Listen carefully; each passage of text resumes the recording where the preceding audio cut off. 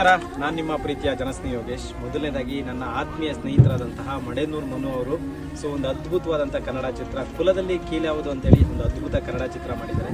ವಿಶೇಷವಾಗಿ ಅವರಿಗೆ ಭಗವಂತ ಒಳ್ಳೇದು ಮಾಡಲಿ. ಈ ಒಂದು ಚಿತ್ರವನ್ನು ಎಲ್ಲರೂ ಕೂಡ ಚಿತ್ರಮಂದಿರಕ್ಕೆ ಭೇಟಿ ಕೊಟ್ಟು ಸಿನಿಮಾ ನೋಡಿ ಅಂತ ಹೇಳಕ್ಕೆ ಇಷ್ಟಪಡ್ತೀನಿ. ಹಾಗೆ ಕರ್ನಾಟಕದ ಎಲ್ಲ ಮೂಲೆಯಲ್ಲಿರ್ತಕ್ಕಂಥ ನನ್ನ ಅಣ್ಣಂದ್ರು, ಅಕ್ಕಂದ್ರು, ತಾಯಿಯಂದ್ರು ಪ್ರತಿಯೊಬ್ಬರು ಕೂಡ ಈ ಒಂದು ಪುಟ್ಟ ಪ್ರತಿಭೆಗೆ ಎಲ್ಲರೂ ಕೂಡ ಸಪೋರ್ಟ್ ಮಾಡಬೇಕು ಅಂತ ಕೇಳ್ಕೊತೀನಿ.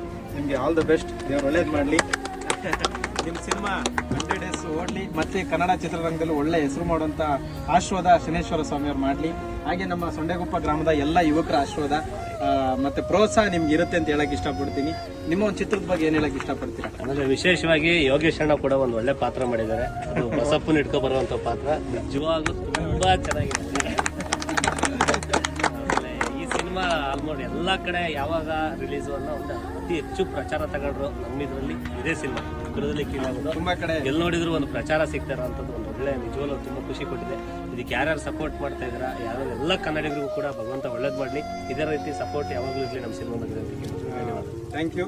ನಿಜವಾಗ್ಲೂ ಇಲ್ಲಿ ಬಂದಿದ್ದಕ್ಕೆ ಧನ್ಯವಾದಗಳು ನಿಮಗೆ. ಆಮೇಲೆ ವಿಶೇಷವಾಗಿ ತುಂಬಾ ಅದ್ಭುತವಾಗಿ ಮೂಡಿ ಬಂದಿದೆ ಚಿತ್ರ. ಆಮೇಲೆ ಒಳ್ಳೆ ನಟನೆ ಬಗ್ಗೆ ಏನು ಹೇಳಂಗೆ ಇಲ್ಲ. ಮಡೇನೂರು ಮನು ಅಣ್ಣ ಅಂದ್ರೆ ಇಡೀ ಕಾಮಿಡಿಗೆ ಕಿಲಾಡಿ ಅಂತ ಎಲ್ರಿಗೂ ಗೊತ್ತಿದೆ.